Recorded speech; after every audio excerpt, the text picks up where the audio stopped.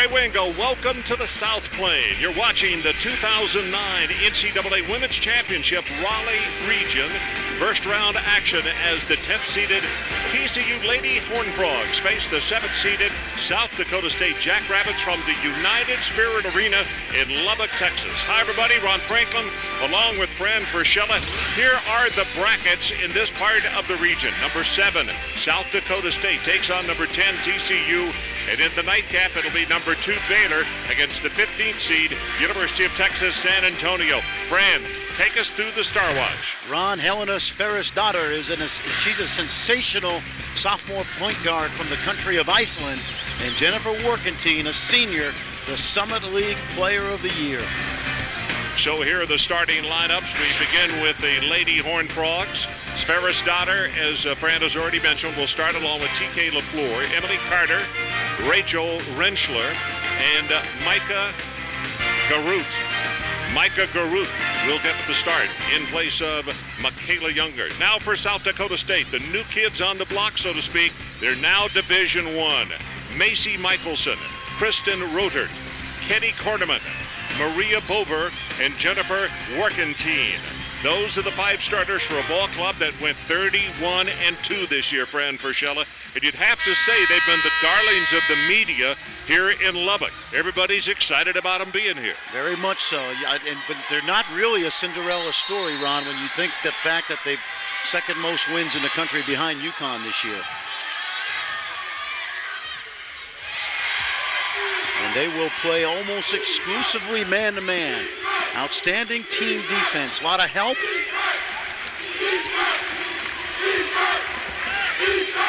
Inside, ball is partially blocked, and that was Workentine who got a hand on it. She retrieves it this time, and here comes with the turnover. It'll be the Lady Jacks. Well, this is a very deep, balanced team, and you'll see right away Jeff Meady using a lot of bit of zone defense this year. Michelson pumps up a 3, not there. Inside, they get the rebound, and it's going to be the lady they call Ice, who will bring it back up the floor. Well, she's 6'1". She's unusual because South Dakota State hasn't seen a point guard her size all season. Coach Johnson, the head coach of South Dakota State, Aaron Johnston, you see his numbers. Overall 31-2 this year at Summit League, 17-1. The regular season champions. Lady Jacks have seen a lot of zone this year, Ron, in the Summit League. In fact, this TCU defense, awful lot like Oral Roberts. Scrambling and pressure out of the zone. Nice look inside. And the first 2 of the night. That's Bover who scores it. She operates very, very intelligently along that baseline, and Workentine is an excellent passer from the high post.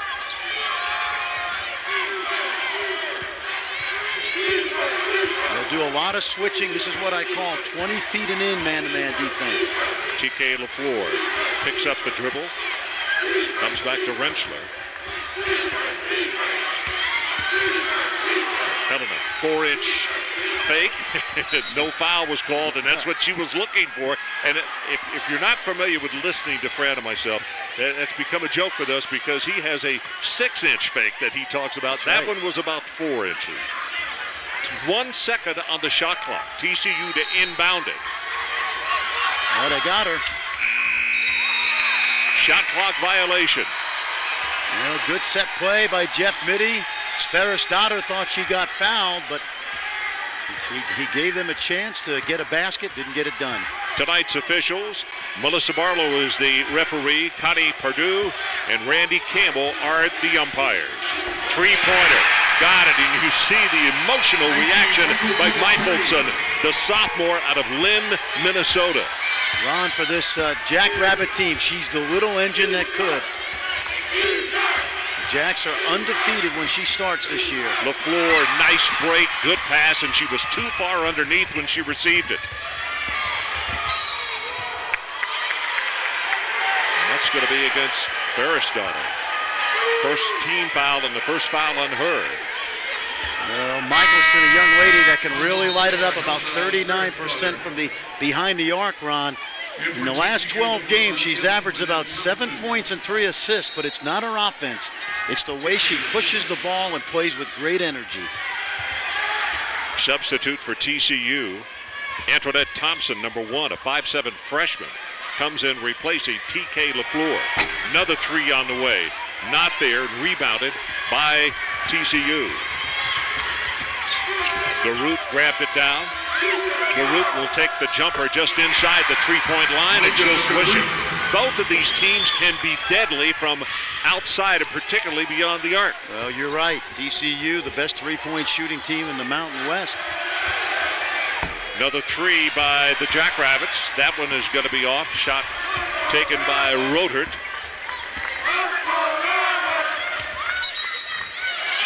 On the sideline. You'll see this quite often from Aaron Johnston's team. A lot of young ladies are going to be passing through that scorer's table like Grand Central Station. Okay, Muckenhern has just checked into the lineup. Also Jill Young, who wears number 10. Who else do we have out there that is new? Stacy Oistad. Well, keep your eye on Young. Watch this shooting form, Ron. Wow. Oh, yeah. Quick release. About 45-46% behind the arc. 45.2, you're exactly right. She has been unbelievable deadly. Folks, she has shot 76 three-pointers this year out of 168 tries. The thing that impresses me about her on film is she gets it off so quickly. Very little movement in that shooting form. 8-2 early lead by the Jacks. Out on the wing. Well, Jacks can really pressure the basketball, but most important, look at that team defense. Turn around from the lefty, a little too hard, won't go, knocked out of bounds, not knocked out of bounds, saved by South Dakota State. Another 3 on the way. Why not? This time it's Oistad. She's only shooting 37% behind the arc. That's going to be a timeout called by Jeff Mitty. And TCU might wonder what has just hit them. It is 11-2. They don't shoot twos very often. They shoot threes. Ron, this team is 31-2 for a reason. They played a very good out-of-conference schedule. They dominated the Summit League at 17-1. Oistad knocking down the long ball. And solid team defense as well. This is a well-oiled machine. Well, Fred, second round action of the NCAA Women's Basketball Championship continues tomorrow night on ESPN2. 4 games will tip off at 7 Eastern. Now, most of you are going to see 6-seeded Purdue against 3rd seed North Carolina. That is followed, though, by 4 more games at 9:30 Eastern, when most of you will see number 5 seed K-State take on number 4 Vanderbilt. So what we're suggesting you do is check local listings or log on to ESPN.com, and the keyword there is maps for the game in your area. Whistle and a foul, and foul number 22, Penny Korneman will pick up the foul. That's the first team foul against the Jackrabbits from South Dakota State. And we'll tell you their story, but they have won a couple of national Division II titles. First time in Division I, and they are so excited to be here to see if they can test their wares against a larger division. You see the block right there. The ball knocked down by Bover.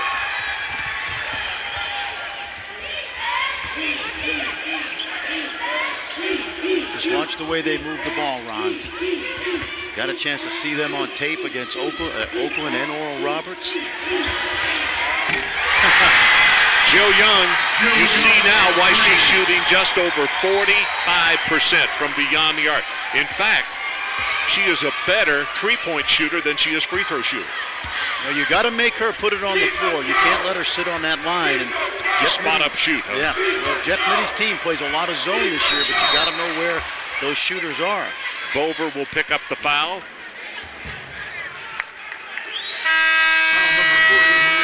Jill Young, 6 points off the bench, 14-2. The Jacks.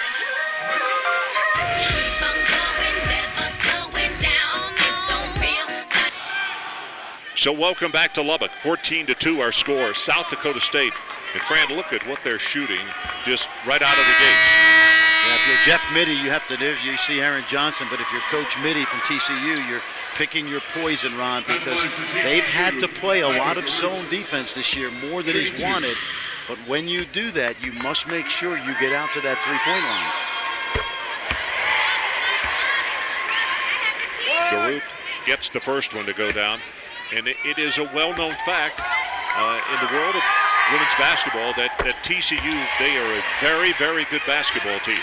But if they have an Achilles heel, it is rebound. Yeah, you're right, Ron. This is a rebuilding year for TCU. The fact that they lost Ebony Mangum early, who's a tremendous player. Inside shot, couldn't get it to go. Rebounded again. Garut making the play, and then the quick outlet pass. And remember, TCU was knocked out by UNLV in the opening round of the Mountain West Tournament. So just to get back here this year. The quick double team. How impressive was that defensively by the Jackrabbits? Skip pass, left all alone because of that. It's Young again. And what Young is doing to TCU is getting old. 3 for 3. Yeah, but if you follow South Dakota State, you know that she's the all-time leading scorer in the history of the state of South Dakota. Started her brief career at Creighton where she did not use any eligibility. And she's in the beginning of a great career here, only a freshman. Ball is turned over and stolen right back. Taken away by TK LaFleur. Along the baseline, a whistle, and it is out of bounds off the Horned Frogs. Well, we mentioned South Dakota State. Now it's their first year after a 5-year provisional Division I entry, but they have always played a good schedule. They played Rutgers in the past. This year, you see, they've got wins over Gonzaga, Minnesota teams. In fact, Ron, they're 4-1 against teams that played in the NCAA Tournament today. Well, the whistle on the foul, and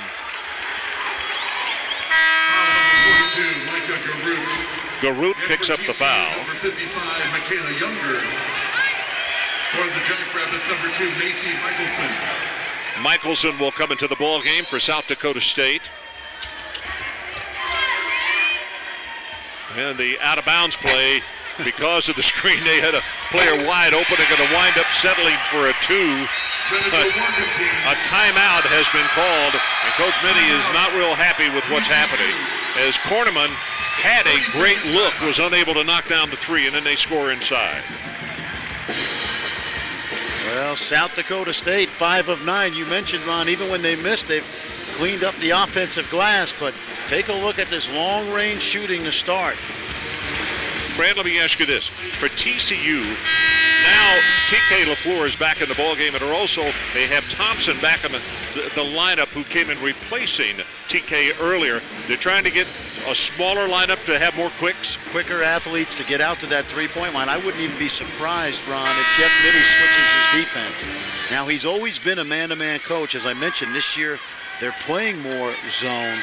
But the zone is not effective against a team like this that moves the ball so well and obviously has such prolific deep shooting. Their other issue is that South Dakota State's half-court man-to-man defense has been outstanding.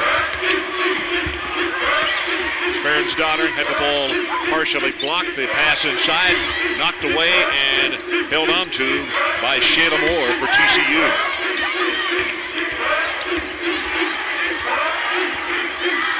4 seconds on the shot clock. Spin move in the lane, got the shot away, no good. Emily Carter trying to knock that one down, and a travel is going to be called. When you watch South Dakota State's half-court defense, Ron, they very rarely allow the ball into the lane. And they do it because their help defense is so good.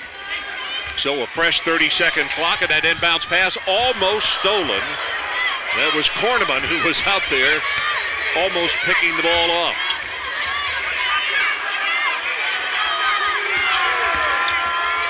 See, their help is so good. That ball doesn't get to the lane easily off the dribble. Inside of 10 on the shot clock. 3 ball won't go. And taken down by Macy Michelson. And for the Jackrabbits, number 14, Kristen Roter. When you look at this team, they really have, as Young goes out, they've got like 9 starters. This is a deep team, 7 different leading scorers this year for Aaron Johnston's club. Young got a standing ovation for what she came in and did, and why not? She's got 9 points, and she's a great story, which we will get to before the evening's over. But she started out at Creighton, didn't stay more than, what, 2 days? Yep, 2 days. 3-pointer on the way, and they got another one, folks. Roter nailed it from deep in the corner, and it is 22-4.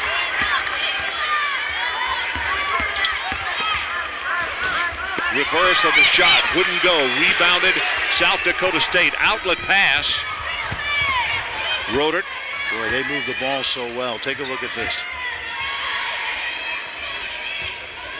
Back in the corner, left alone for the 3-ball, and she has got it. It's like a shooting drill right now. Tournament, I'm telling you, 25-4. Well, if there were any concerns about first-time NCAA jitters at the Division I level, you can put that to rest. Well, it's a shame this game is not going to all of America, because they're going to see them soon enough though if they keep playing this way. Ball is knocked out of bounds by TCU. That'll be 26 seconds on the shot clock. So we'll take a timeout, and as we go to break, Kenny Korteman with another 3-pointer. 7 already.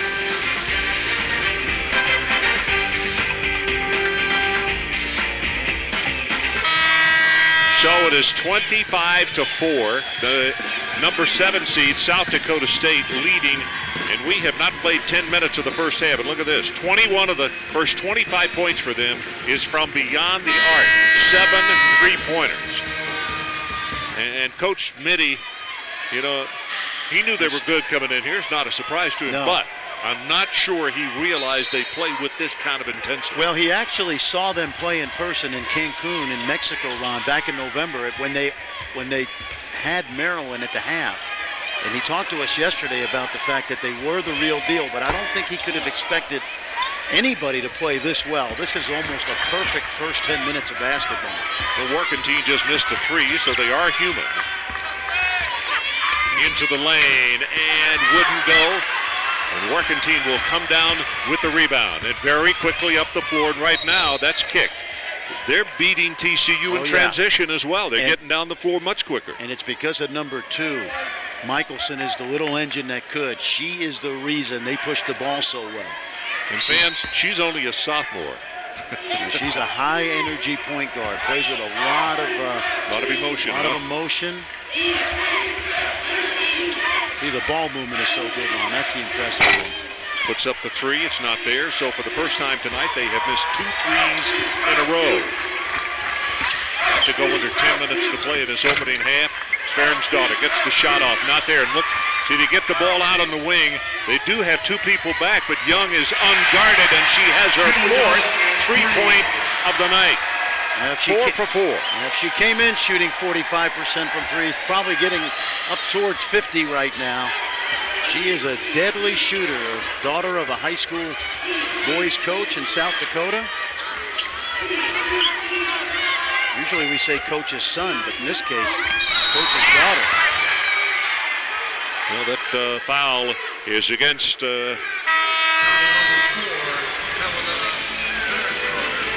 Ice picks up the foul. Second round action at the NCAA Women's Basketball Championship continues Tuesday night on ESPN2. 4 games tip off at 7 Eastern.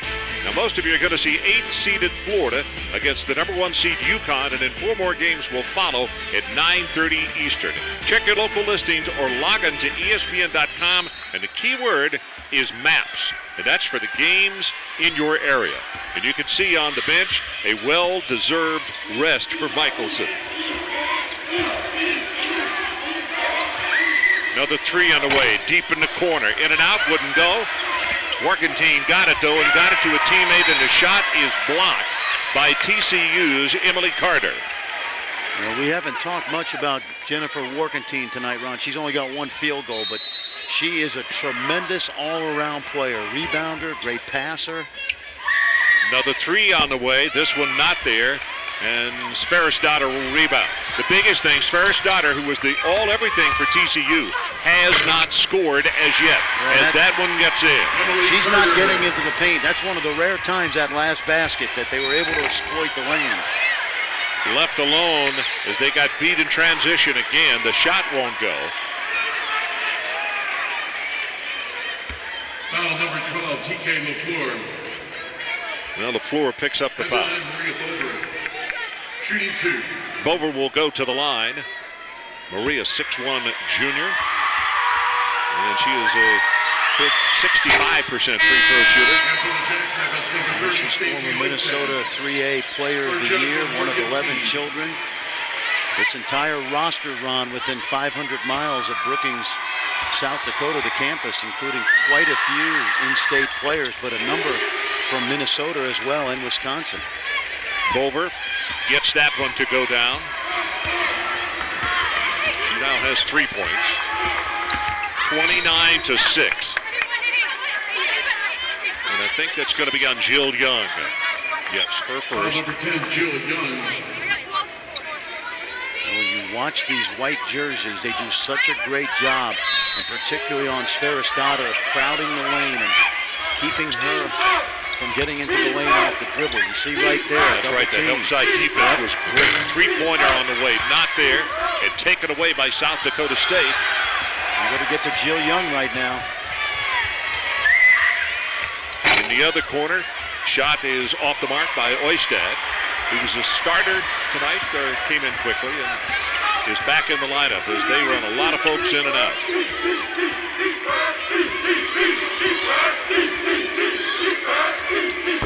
Yep, shot off the mark. And Helena having a tough time getting off the snide tonight. Still no points for her.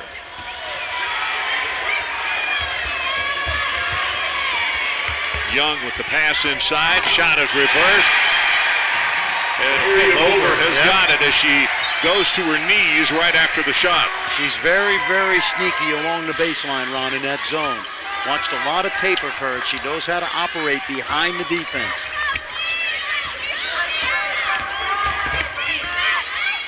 Look at the help. Look at the help. And look at transition. They got a 2-on-1 break and the easy basket.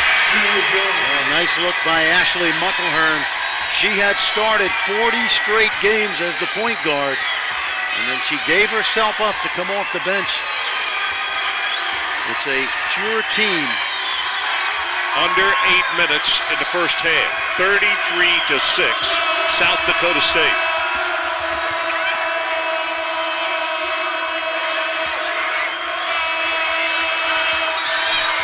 That's a double dribble. She thought she had it knocked out of her hand. She did not. Ron, we've been talking about the offense all night, the deep shooting, but how about the defense? 2 for 18 for TCU, 8 turnovers. You combine it with some deft shooting, and right now this is a blowout.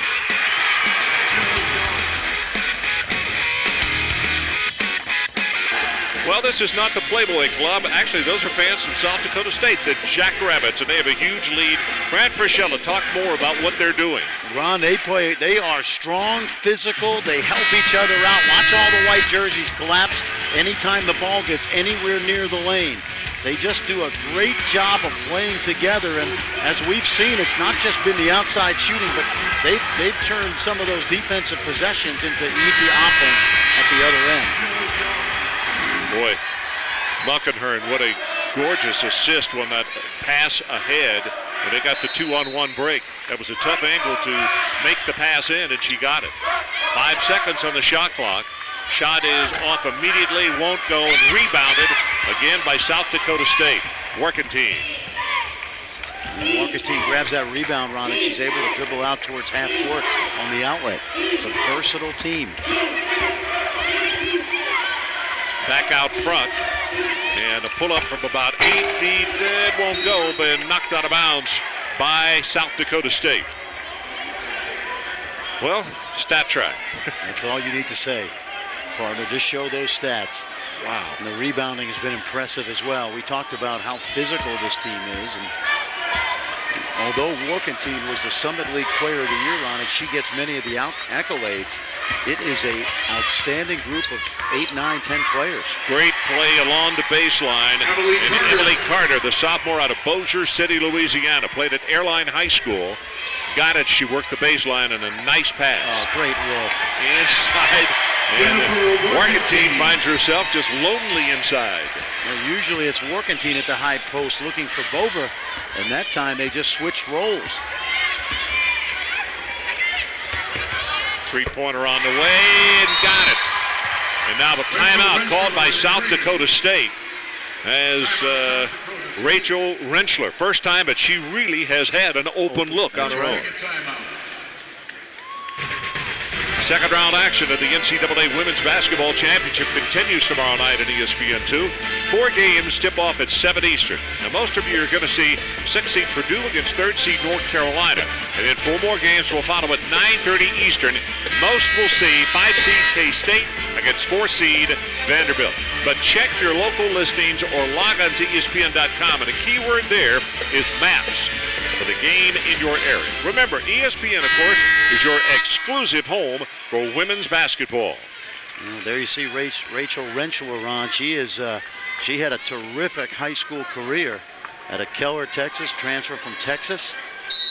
3,200 points in her high school career, 6th best in the history of the state of Texas. Well, when they beat Cal early, she had a night of 24-10, 24 points and 10 rebounds, which against the team as good as Cal, it shows you how good a player that she is. Rachel Rentschler.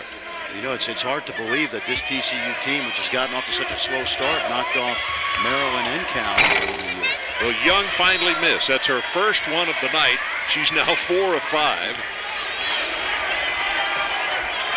Doesn't hurt her percentage much. No, let me tell you something.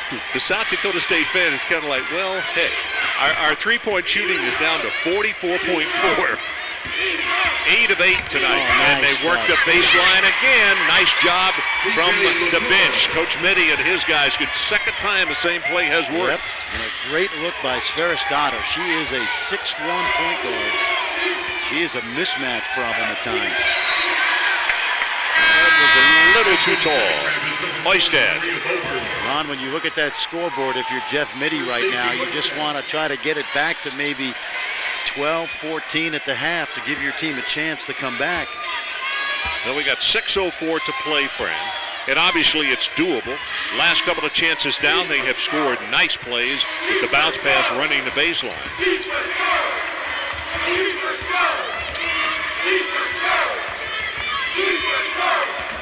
South Dakota State has done a nice job on both Carter and LaFleur.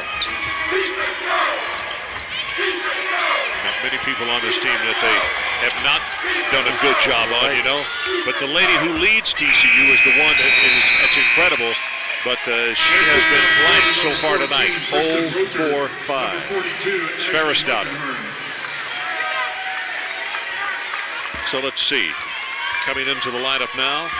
Rodert checks back in for South Dakota State, number 14.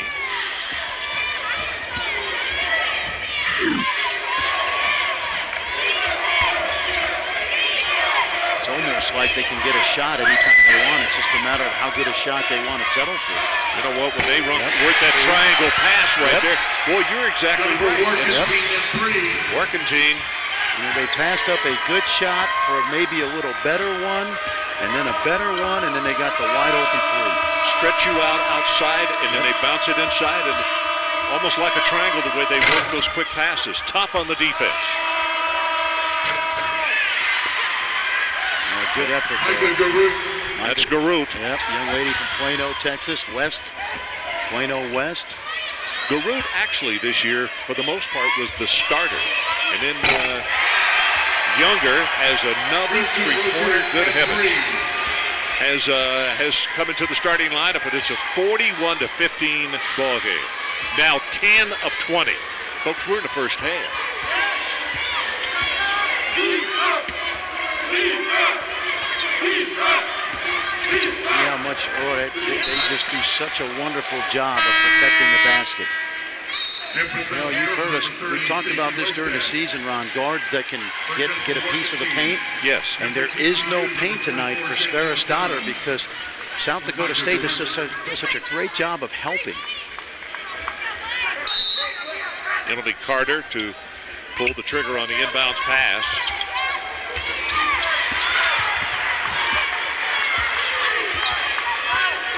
TK LaFleur. 3 seconds, down to 2. Shot has gotten away, did not draw iron, the reason for the horn. So the second shot clock violation here in the first half. You know, and it probably about 6 or 7 shots where the clock was under 5 as well. Exactly, friend. Now, as a coach, you know, you talk about how frustrating this is to Coach Mitty. Well, it's tough because they're not getting anything easy. They've had to work for every single shot attempt, but it's kind of what we expected in terms of South Dakota State's great half-court team defense. Look at that ball. And again, as Fran just said, when they find somebody open, they're totally wide open. And another timeout called by TCU. 30-second timeout. Well, this is a clinic, Ron. We've talked about their defense. We've talked about the three-point shooting. And the three-point shooting, Ron, is set up by tremendous ball movement. That ball never hits the floor unless it's with a purpose. See, they dribble into the gap to draw 2 defenders, ball movement, and then quick swing of the ball to the weak side and throw it wide open in the deep corner. Fran, I said they have 11 threes. 7 different players have hit threes. That's the amazing thing. Michelson has 1, Young has 4, 3 for Rodert, 1 for Korneman, Hoistad has 1, and 1 for Warkentine. I mean, that's pretty good depth, too. Oh, my goodness. You look at this team over the course of the season, 25 points a game off the bench. And it speaks to the fact that they have 7, 8, or 9 players that could be starters. But folks, I can't begin to tell you. I mean, when you talk about a unit, this is a total team. They constantly talk timeouts when they come back out on the floor. There's a timeout. Let's take a break. 44-15, Jackrabbits.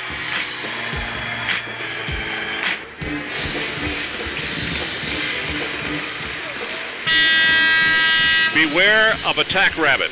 That is sincerely wonderful advice. As 44-15 is our score, and we still got 3:26 left until halftime. Fran, the other thing that's amazing, you look at the stat board right here, they're shooting a higher percentage from 3 than they are of 2. Yeah, Coach Johnson's not going to be happy with the fact they're only shooting 50% from 2, but this is a performance so far, Ron, even Bugs Bunny would be happy with. We just have to tell you. Well, about to go under 3 minutes to play in this first half. Bounce pass inside, and they are such a well-coached ball club. Bover that time, they do basics, like right there, a bounce pass from in close and get the 2. They do a great job of attacking the zone from behind as well. Turnaround jumper, that's going to be a foul, and I believe Bover will pick it up. Well, on Friday, we'll crown the Division II women's basketball champion, and of course, South Dakota State knows that well. They've won it twice. That's going to be on ESPN2 at 8 Eastern. For live stats and game recaps from all rounds of every championship, go to NCAA.com, the home for all 88 NCAA championships. They won that Division II title, that last one in 2003. In the last 5 years, Ron, they've been working towards the full eligibility Division I. They won the Summit League. Last year, they went to the WNIT. They weren't eligible for the NCAA, so. Chantel John comes off the bench, and even cold knocks down her 2 free throws. So it's 46-17. Another long 3 on the way. That one's not there, and rebounded by TK LaFleur. That young lady's a transfer out of Nebraska where she played 2 years. Chantel John, also a transfer from George Washington, where she played for Joe McCown, now at Northwestern. Got the shot off and made it. I don't know how. Emily Carter shot that with no arc whatsoever.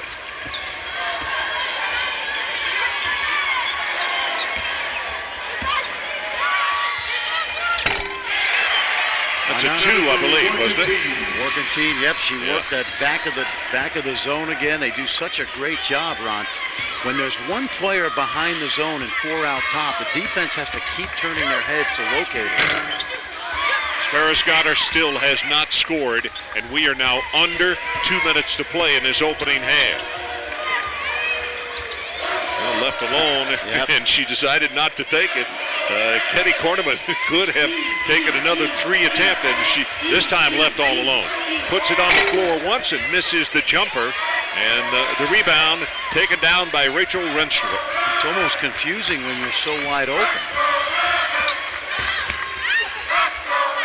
Inside.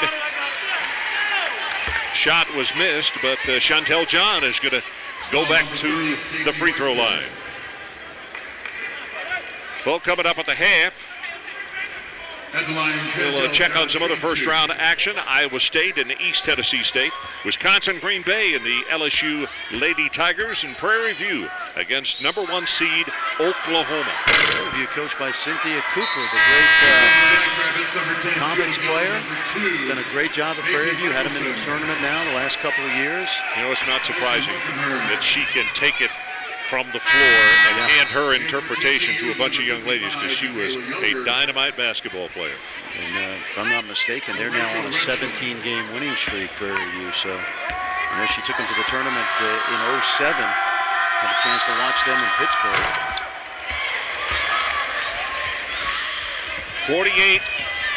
48-20. 1 minute, 20 seconds left until intermission.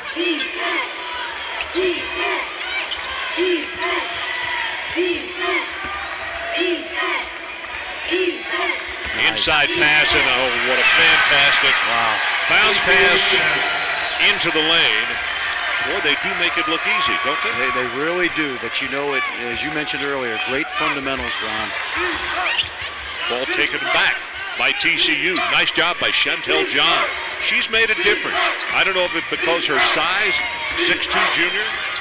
There's a jump shot, and that will go by Chantel John. Well, she's from Scarborough, Ontario. She's a young lady that has a lot of experience playing with the Canadian junior teams. I mentioned playing for Joe McCune at George Washington, a traditional power. Joe's gone now to Northwestern.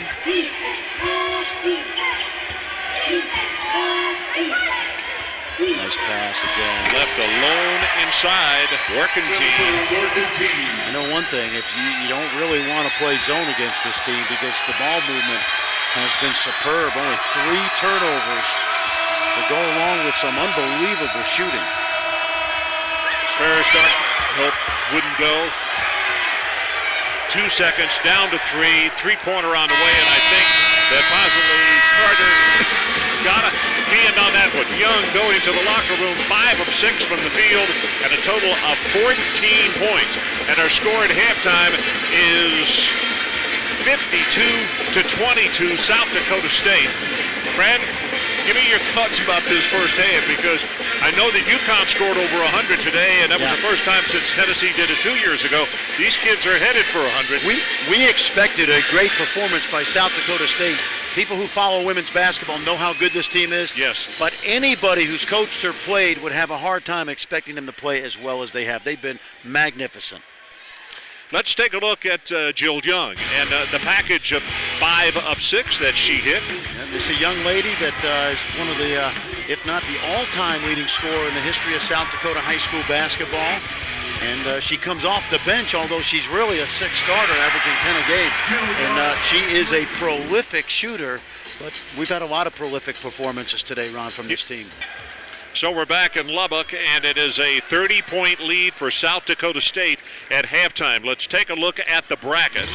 And South Dakota State, TCU, the winner of this one, will face the winner of the nightcap, Baylor, the 2 seed, against University of Texas, San Antonio.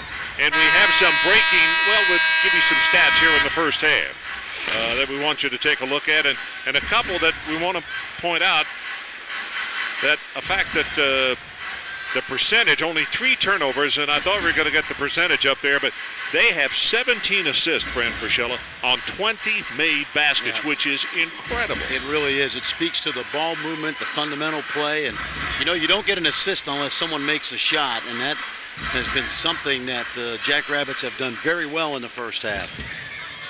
Well, we have some breaking news on game number 2 tonight. That's Leon Barmore, as you well know, Hall of Fame coach, formerly at Louisiana Tech, and he coached Kim Mulkey at Louisiana Tech. Kim has been hospitalized this morning, possible reaction to post-surgery medication, and she was hospitalized for precautionary measures. So Leon Barmore will take a very familiar, it's been a while since he's done it, but a very familiar position. It'll be behind or on the bench as the head coach for the Lady Bears tonight in our second ball game. It's like being a football coach and having Vince Lombardi coach your team when you're out. Leon Barmore, the third winningest coach in the history of the NCAA Tournament, 56 wins.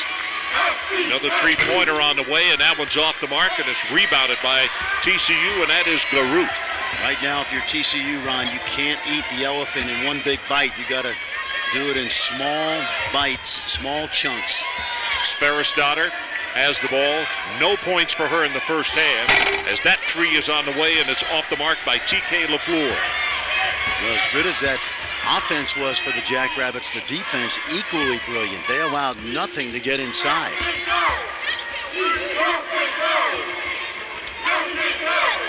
Looks like they've gone man-to-man, TCU. Penetration. Boy, the pass to Bover, and Maria has an easy one to knock home out of Worthington, Minnesota. And Michelson pumped her fist, able to get into the lane so easily. Sparrowsdottir off the mark, gets her own rebound, and she'll go to the line to shoot the free throw. And that really is the first time, Fran, you kept making the point that she got in the paint. That's exactly right. Cornerman guarded her in the first half, Ron, and Cornerman is a small forward. That time, Michelson was on her, and they went right inside. Now, South Dakota State does a lot of switching. They got 4 or 5 players on the floor that can all switch positions defensively. Sparrowsdottir from the field, 0 for 8, and she misses her first free throw attempt. Yeah, she's had an outstanding first 2 years at TCU, the young lady from Iceland. She came over for a camp, and it was by accident. They were looking for an 8-day camp, and they spotted her, and they found her, so to speak. And they said, hey, let's talk about a scholarship. Great English, because in Iceland, they teach English as a regular thing in their schools. The ball is blocked. That was Garut who got a hand on it. Another three on the way, not there, and taken down by Bover. So Michelson says with a fist over her head, let's start this offensive set all over again. And they'll get a chance to run some man-to-man offense now. Nice pass again, lob over the defense, and Bover, the beneficiary of the great pass. That's a two-pointer, not there. They're really shooting the ball quick, the Lady Frogs, right now. And you see corner now it's Roeder. He's a switch.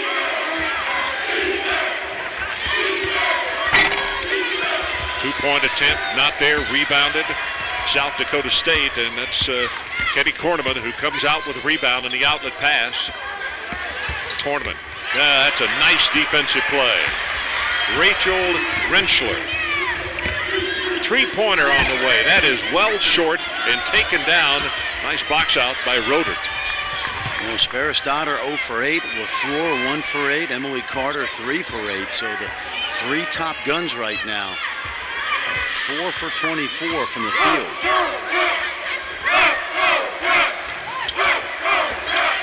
Again, screen and go. That shot is off the mark. It was shot very, very high. But it's working well, though. Yeah, well, I thought Sparrowsdottir was going to call fair catch on that one. She wishes she could, and everyone would have to get away from her. I mean, she has been she's been smothered. Yeah, I tell you, smothered, and how many sets of eyes have been following her every step tonight, because she's an outstanding player.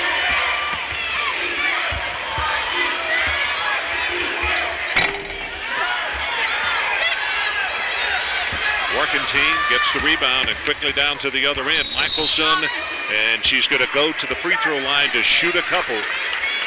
She really puts pressure on the defense, Ron. She was hurt for 10 games in the early part of the year.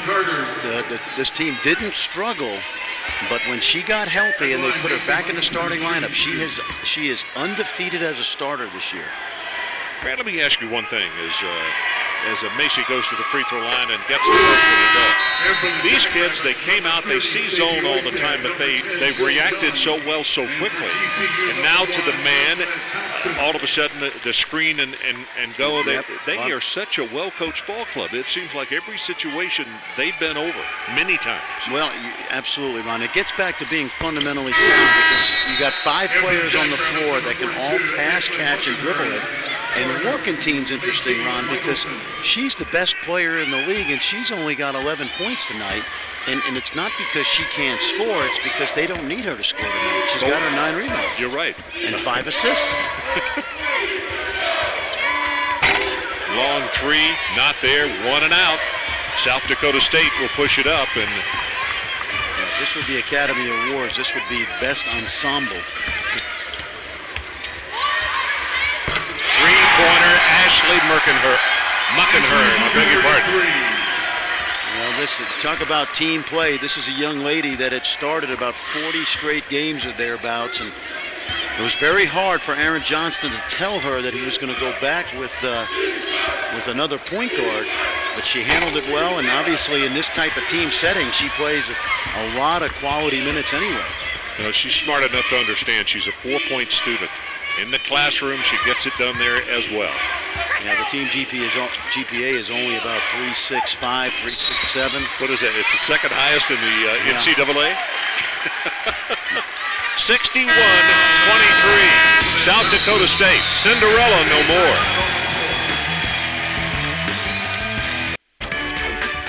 The NCAA Women's Championship on ESPN is brought to you by Dairy Queen Sweet Deals. What's your deal?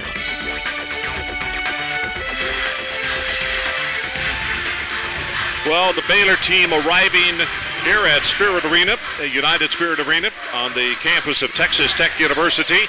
They will play in the nightcap, and there you look at Leon Barmore, who will be coaching the Lady Bears tonight. They take on University of Texas San Antonio in that game number 2. Coach Barmore, in case you missed the announcement, will be subbing for Coach Mulkey, who did pass a kidney stone this week, but has had some kind of reaction to the medicine, and so she is not going to be here tonight. She is still hospitalized. She might have a reaction to the way Jill Young is shooting That's the ball. exactly what I do there. She might be over here for tonight's game after watching the Jackrabbits play. She might. This might make her ill watching this. But if anybody, somebody is hurt, and if Kim Mulkey is missing a game, she's in a lot of pain now. There's no question about that, and that's going to be a tie ball possession. Arrow says it will stay right where it is on that end of the floor. What'd she tell you about kidney stones yesterday? Every man should pass a Kim always has something funny to say, and she said, after have had a couple of kids, but after having that, every man needs to have a kidney stone because they need to know what it's like, the pain to have a baby. Oh, my. Well, she has an outstanding staff already. Richard Barron has been with her a while, but to have Leon Barmore come out of retirement this year, I got a chance to watch them practice in October, and he's obviously a living legend. Warkenstein, and she was fouled on the way to the basket. The interesting thing is, quite frankly, TCU did not have a lot of fouls in the first half because South Dakota State found themselves so open. Nobody was close enough to come up with a foul. Yeah. Well, and they played zone, and the ball movement was so good, and there weren't a lot of offensive rebound attempts by South Dakota State, so there wasn't a lot of banging inside. See, now Roder's got a piece of Sferris-Stoddard, so they put the bigger wing on her. Rebounded by TCU. Carter goes over to Antoinette Thompson. Plenty of time on the shot clock. They got a reset. See, and it's hard to run ball screens, Ron, when you play against this team because they'll just switch them. They put a lot of pressure on you. Look how they help in the post. It's amazing. Taken away, and it's back-to-back steals. Now, you know what they do so well, Ron? They react on the flight of the ball. They don't wait for the post player to catch it. They move on the, as Rick Majerus would say, on the air time of the pass. Working team. Reversed it, unlucky on a shot, and it's going to be saved by Jill Young. We watched them practice yesterday, and we just both said to ourselves how disciplined, how well coached they were. Well, that shot is blocked. Younger got a hand on it. 11 seconds on the shot clock.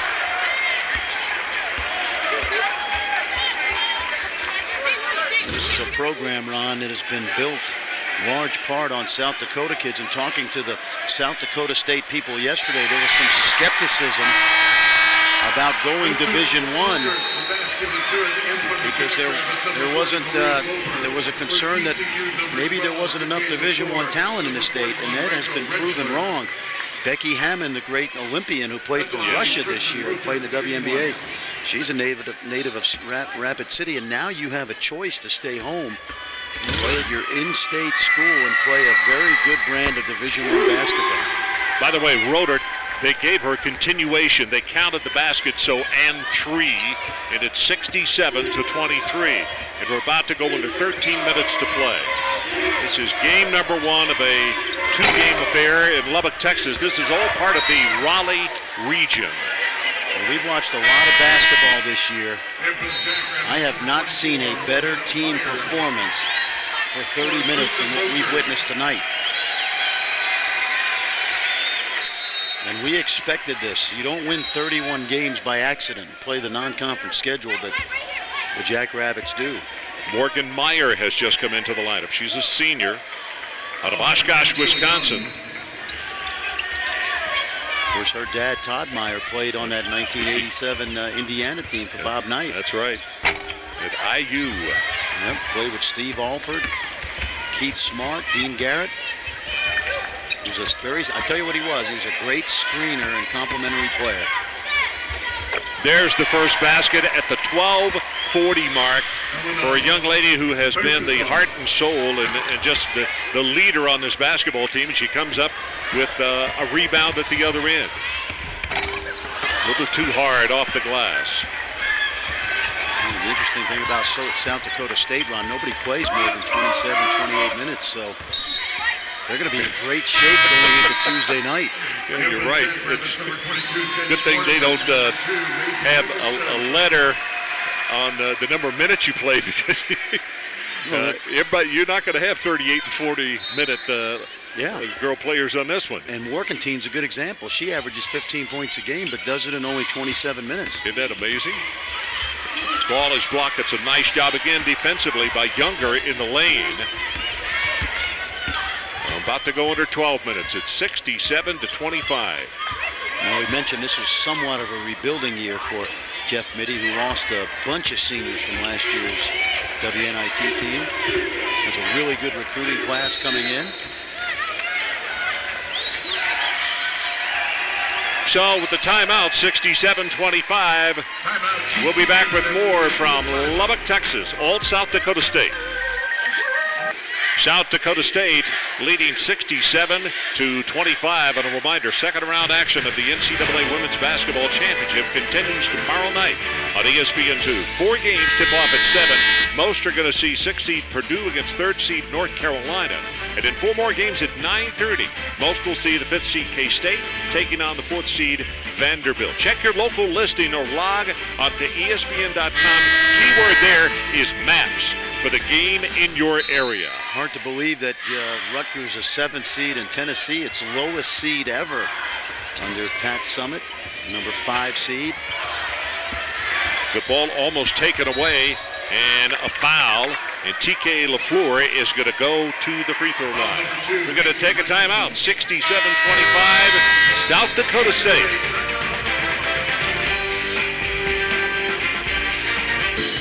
Well, 11:46 left in our ball game, and it's a 42-point lead for South Dakota State. Right now, let's take a look at our coaching adjustments brought to you by Home Depot. Well, there haven't been many adjustments since early in the game, but the ball movement by South Dakota State, Ron, has been outstanding. Take a look at this. They spread the defense, find the open player, and they now have 21 assists on 25 field goals.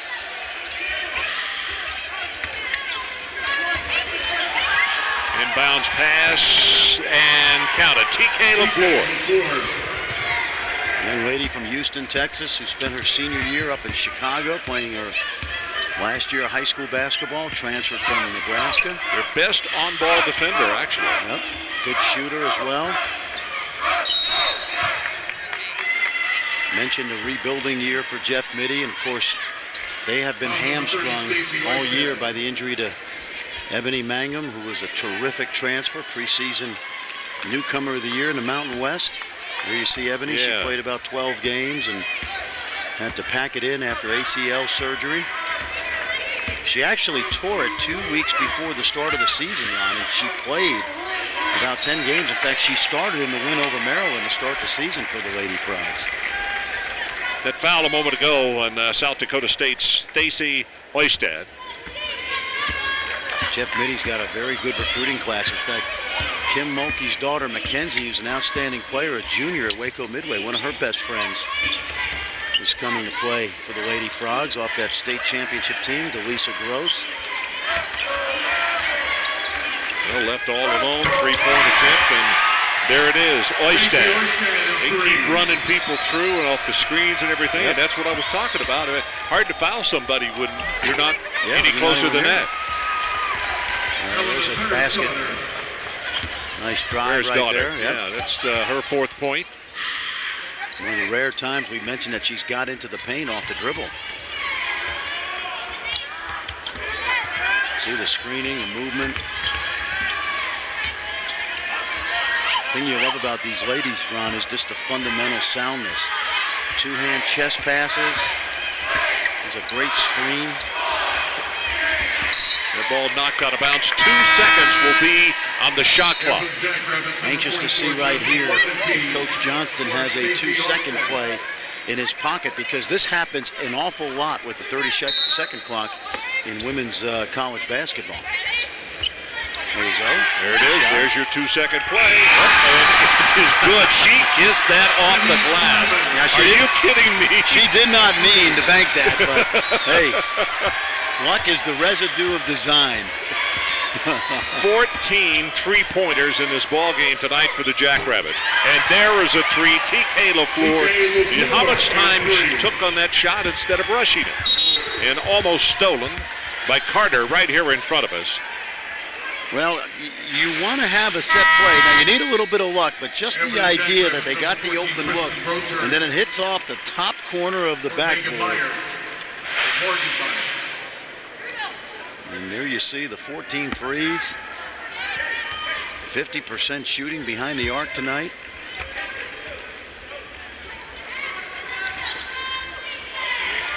Look at that inside passing. Well, they couldn't get the shot to go, but they had it set up. Bover was open.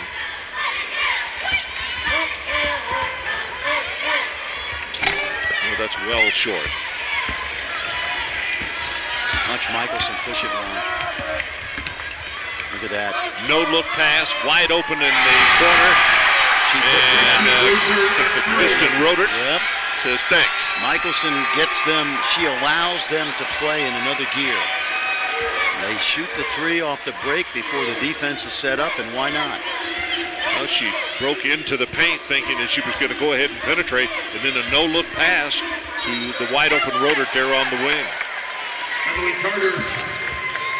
So Carter scores, and it's going to be and one. Rebecca Lobo has a lot to tweet about these days. You can follow her at twitter.com. So go to Find People and search Rebecca Lobo. She'll be providing real-time behind-the-scenes access throughout the Women's Championship. Check out her daily Twitter post as well as her blog on ESPN.com. I wonder if she's tweeting with Charlie Villanueva, the former UConn Husky, who was tweeting at halftime of a Milwaukee Bucks game. Well, that was just what you were talking about. Beating in transition the opposition down the floor, and Bover says, I'll take that every time. She now has 11 points. Here they come. And a tie ball, and the possession arrow says it will go to the Jackrabbits.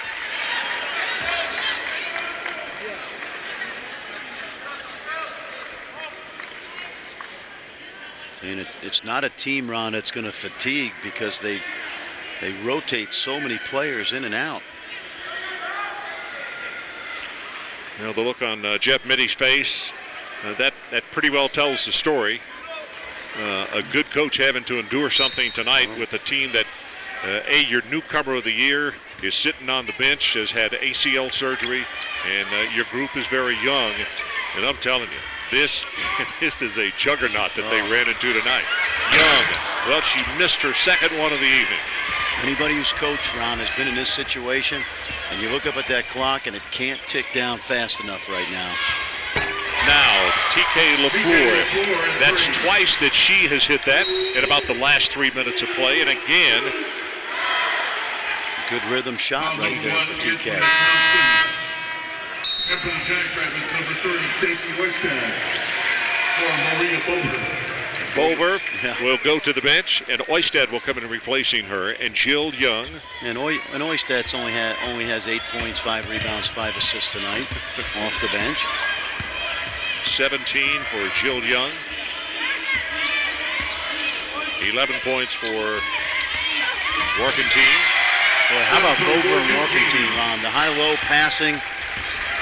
That was really evident on tape watching them play. Two players that really hook up well as far as looking for each other in that high-low game. So let's take a look at that high-low. Talk more about it, friends, as we go to break. Now, both of these young ladies very adept at catching that ball in the high post. Good seal inside. And Warkentine, she knows how to finish.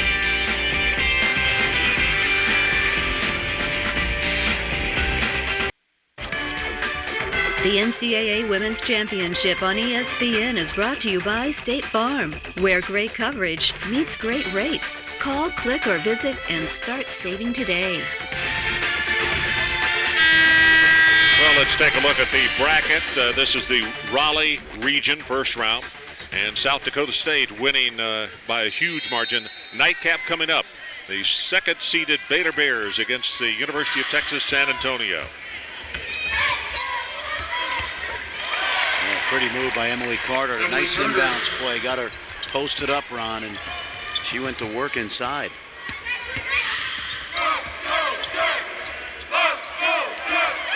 Well, there's a lazy pass right there, and Oistad gets picked off. We didn't have many turnovers in that first half, I can tell you. Nice back door.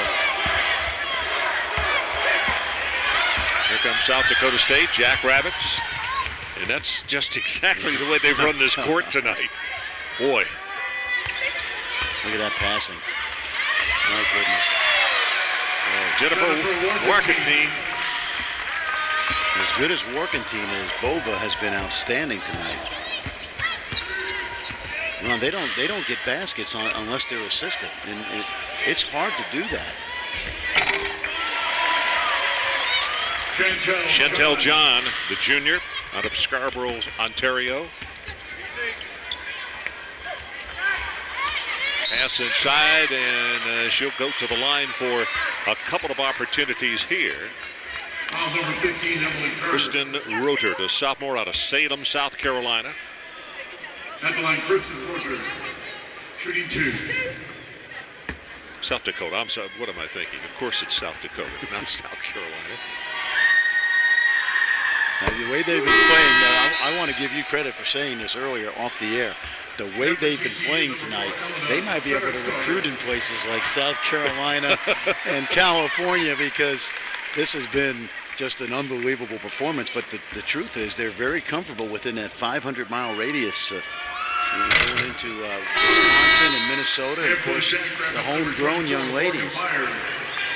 It's only been about 5 years, Ron, since women's basketball in the state of South Dakota is now a winter sport. It used to be a fall sport. It's one of the last states to make that switch over. So the young ladies get to play 12 months a year because they get to play AAU ball in the summer, and it just transitions nicely into the fall and winter. Look at that defense. That's a bailout call right there because Ferris-Stoddard worked so hard. But that was outstanding defense. Foul number 24, Morgan Meyer. Second round action of the NCAA Women's Basketball Championship going to continue tomorrow on ESPN2. 4 games tip off at 7 Eastern. Most will see 8th seed Florida against number 1 seed UConn. Then that's followed by 4 more games at 9:30 Eastern.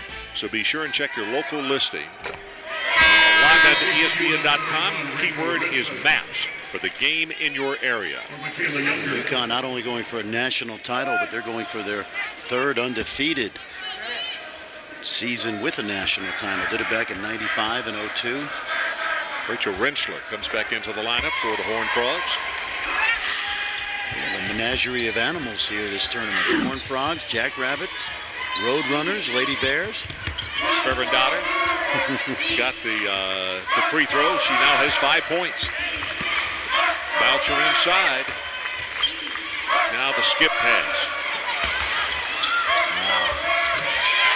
You know, as Kenny Corbin scores, they have an option off everything they do. Well, they do. If not more than that. You're absolutely right, Ron. They're basically picking and choosing what shot they want to take. And amazingly to me now, 31 field goals and 27 assists. I have not seen a team play this well for this long over the course of a game in a long, long time, both offensively and defensively. You know, this is very much like watching Gonzaga on the men's side burst onto the national scene. Well, I mean, obviously with a 42-point lead, they're going to advance. And in Tuesday night's game, they're going to get a lot of attention just because they were the darlings coming here to Lubbock. Right. And I think that they could wind up turning into the darlings of the women's tournament this year. And it's what we said early in the game. They're not a Cinderella story now. They're only because the country doesn't know that much about them in their first year of Division I. As we said off the top, they won 2 Division II titles and went to another championship game. You put them in an ACC or a Big 12 uniform and take away South Dakota State from the jersey, and you'd be looking at a team from a power conference. I don't think there's any question. There aren't many Big 12 teams that would go 17-1 in the Summit League. Maybe the top 3 or 4 teams in the Big 12. Certainly Oklahoma, Baylor, maybe. Tough drive to the basket by Antoinette Thompson. She may only be 5'7", but she got it all the way to the hoop. Antoinette out of Fort Worth, O.D. Wyatt High School. But on Friday, NCAA men's ice hockey continues to skate toward the Frozen Four. The West Regional semifinal begins at 5:30 Eastern on ESPN2. You can find complete results from this event, the NCAA Women's Championship, at NCAA.com, the official online home for all 88 NCAA championships. Jack Parker's BU, Boston University Terriers, the overall #1 seed in that hockey tournament. He won a national title, Ron, back in 1978. Ferris-Stoddard, I think, is guilty of a lane violation.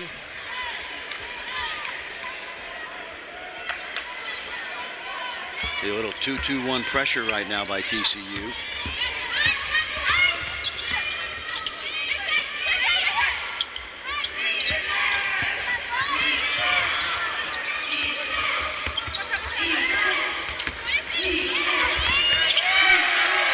Those are mismatches right there because Bover handles the ball like a guard. Hoistad just walked it in, and at the other end, TCU. And that's Chantel John. Chantel John did not play for quite a while in the first half, but she has acquitted herself extremely well. She has. 7 points for her. Reverse on the shot, wouldn't go, and then knocked out of bounds by Hoistad. Hey, and how about the Summit League? We had talked back in December about North Dakota State men. We see Michelson's going to exit probably for the last time. I mentioned Ben Woodside to you the night he had 60. That's right. We're up in Kansas City, and we were up there for the UMass game, KU and UMass, and of course Ben Woodside had 37 against Bill Self's Kansas Jayhawks and the other day. So it's been a good year for the Summit League. Two quality teams representing the league. LaFleur put the shot up, and it went off the bottom of the glass. 3 minutes, 45 seconds left. 40-point lead for the Jackrabbits of South Dakota State. You see Morgan Meyer and Allison Anderson now getting increased minutes. These two young ladies would be very, very good players on a lot of Division I teams. And that's going to be a double dribble. Shell will take a timeout. 88-48, South Dakota State. 40-point lead, South Dakota State. And coming up next, the NCAA Women's Basketball Championship. First round continues here on ESPN2 as 15th-seeded UT San Antonio, the Roadrunners, face the number 2 seed Baylor Lady Bears from the United Spirit Arena in Lubbock, Texas. Leon Barmore, who will be on the bench as the head coach for the Lady Bears tonight because of the illness to Kim Mulkey, watching the entirety of this ball game here. I don't know if he'll be the head coach on Tuesday night or not. I don't know. No, let's Kim, hope if they not. could keep her down that long, do you think? No, I don't think so. Let's hope not, and wish Kim a very speedy recovery. Well, that's the basket and one. I think Shuttloffel is the one who's going to pick up the foul. Jennifer, a sophomore out of Sioux Falls.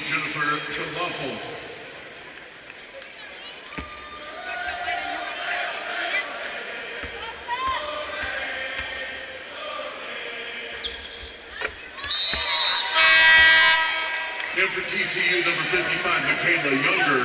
Younger will come back into the lineup for the TCU Horned Frogs.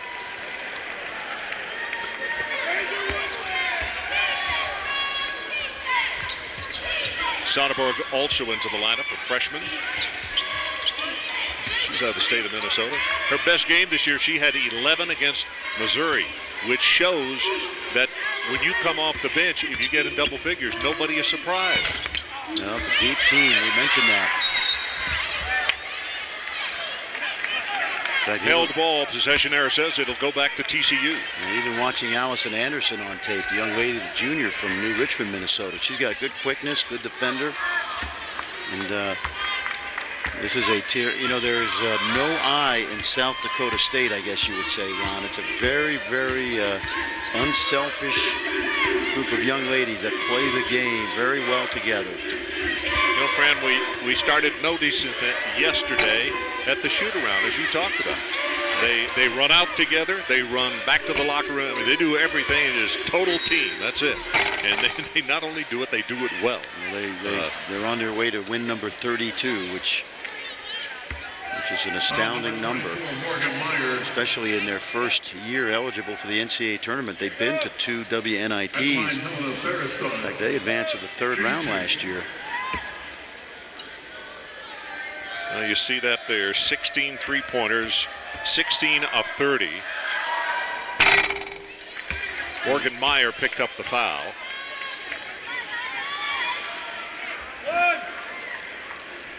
Being told 2 away from the NCAA tourney record. They average 8 threes made a game.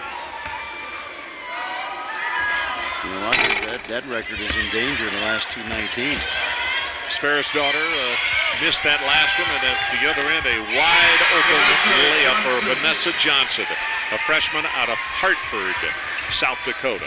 And she was a 2-time All-State player, just hasn't had the opportunity just yet because of the deep roster.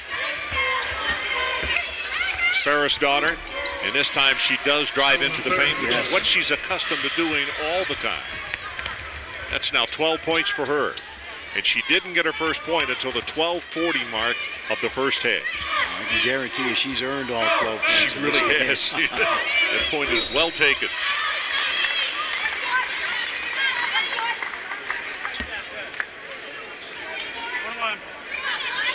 Foul number 41, Rachel Rentschler. Rentschler picks up the foul, and it's the 7th team foul. 1-1. We're talking to the coaching staff of South Dakota State, Ron. They got 4 more young ladies in state that have already signed for next year. And this is a reasonably young team. Warkentine, a senior, Mucklehern, Morgan Meyer. Well, that 3 is not there, and it's out of bounds off of South Dakota State. Here for TCU, number 22, Tolu. Oistad as well. Omatola comes into the lineup for TCU. First time we've seen her off the bench.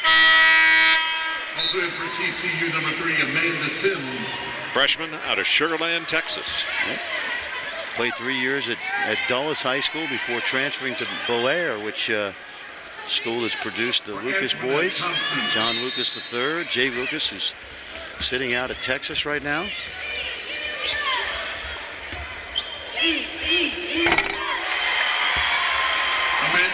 Amanda Sims, who's just come into the ball game, a freshman out of Fullerton, California. What a thrill for her as she gets into the box score in this first game of the regional here in the South Plain of West Texas. This United Spirit Arena, if you've never seen it, is we have a steal right here by TK LaFleur. And boy, unlucky on the shot.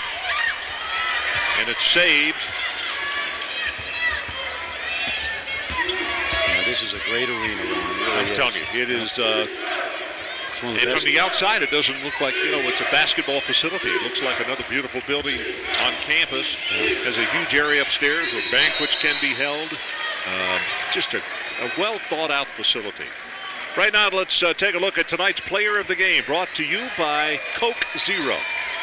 Well, you got your choice when you talk about the Jackrabbits tonight. But Jill Young, young lady, a freshman, transfer from Creighton. She never played there, as you mentioned earlier, Ron. She was in school for 3 days. She was able to enroll at South Dakota State at the beginning of her freshman year, and the NCAA wisely only penalized her 1 game, but she has had an outstanding game and an outstanding freshman year. Friends, she came into this ball game tonight with 76 threes, averaging 45% from beyond the arc as the clock runs down, and she finishes the night with an unbelievable finish. This one's final, 90-45, South Dakota State. You take a look at the bracket, the 7th seed has advanced. They await the winner of the nightcap between Baylor and UT San Antonio.